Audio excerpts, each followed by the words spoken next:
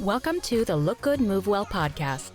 I'm very fascinated by your story because I also dropped out of college and I also was in the same place of terror and crying on my floor and having my mom rescue me.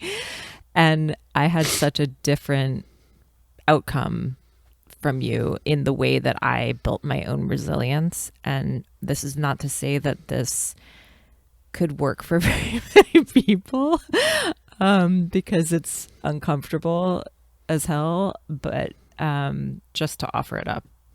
I think that when I left college, I was terrified because I had gone to college at age 16. And so I was 2 years ahead of schedule. I dropped out of high school to go to college. And that dropping out of high school to go to college was a very positive, like, I'm leaving this place I have no connection to for a future that I feel like is much more suited to my personality and something I'm really engaged in.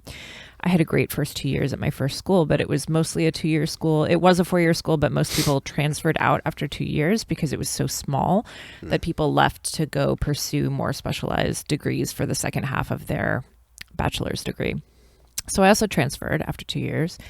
And the school that I chose was completely wrong for me. It was horrible. It was not friendly for transfers. I didn't fit in. I didn't make friends. No professors would support me. And the whole thing was like that you had to get professors to kind of support your projects. Didn't know anyone. They didn't care who I was. It was nightmare. And at the end of my first semester there, I was at the point where I had to choose whether to register for the second semester of the year. And I was basically at a dead end. I was like, I can't go on and do this. But I came from a family where education was highly prioritized and everyone went to University of Pennsylvania. And I was out here at this liberal arts school doing a dance and creative writing degree. It was just like ridiculous. So I just felt like just the most deep, utter failure. And it was really only my mom supporting me that kind of gave me the courage to just be like, look, this is not working clearly. Like, whatever's happening here, this is not your future. And the next few years of my life after I dropped out were very dark and not a happy story. And it took me probably 4 or 5 years to really find my footing and actually get going on a career or find a place. And I was stable in that time. I moved in with my brother who was supporting me and helping me out, and he got me a job where he was working. And I gradually sort of slowly made these like halting starts in life. But I don't think that my own resilience at all came from, I'm going to go out and try hard things and be engaged in the external world and use that to bolster my confidence because, hey, I can relate to these people, and hey, I can do this thing, and hey, I can try this new thing and succeed at it. I think that I just felt like a deep failure for a number of years, and it was not a pretty story. But I think that the ultimate resilience that I found was really not through the external means, but really through the inner life and through really kind of sinking into what is meaning. Like, is meaning being validated by other people, or having my family be proud of me, or me being proud of myself, or me feeling like I'm making money, or like, what do these things actually mean? And I think that that was a time that I leaned very heavily on my spiritual path and on philosophy in general to just sink deeper and deeper into what really the inner meanings of the world that I was experiencing at that time were. And that's why I say it's not a path that I recommend, because I think that also involves having some sort of support in terms of like someone who can guide you or talk you through that stage, or have some resources to fall on, because there are just some deep questions about the meaning of everything that come up that can lead down some scary places when you start to examine them. But I just wanted to offer that up, that perhaps there are multiple paths to finding resilience.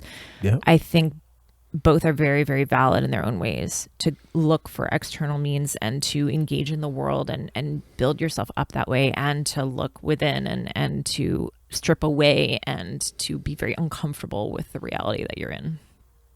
Thank you for adding that and sharing that. I think both perspectives can also coexist too. And there's a little bit of work that happens on both ends. I continue to think that, like, one of the reminders, how do you stay so motivated? It's like, well, it's not about motivation. It's about some discipline. You got to have discipline to just do things. But how do I like stay disciplined is a better question. Mm-hmm. And I'm like, I'm doing this because I need to build. I know this is like my path to building resilience for when things do get really hard. Like, I'm going to keep doing this thing because each time I check the box that I did it, Yep. I'm like, I'm capable, and I'm going to be capable and continue to be capable of things. And it was something that unified a lot of people in fitness when CrossFit became popular. Was like, if I can do that today, then I can do anything. Yes. Right. Yes. And you don't have to go and physically suffer to be able to, take on the challenges of your job. But physical effort is a great lever to pull if you want to build resilience. Mm-hmm. And it's grounding. And so I'm not afraid of it, and I'm not shy of. I mean, I'm afraid of it sometimes. Yeah, we all are. but I don't.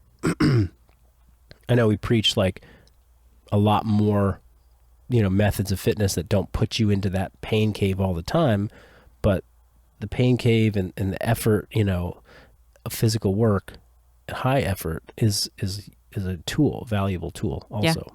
Yeah. And I think one more thing I would add for the resilience toolkit is rhythm, like just daily rhythm, just focusing on what's in front of you.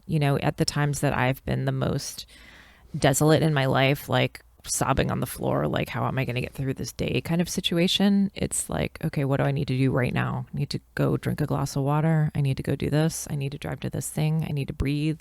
I need to eat something. I need to get some sleep. I need to move my body. Those just basic things.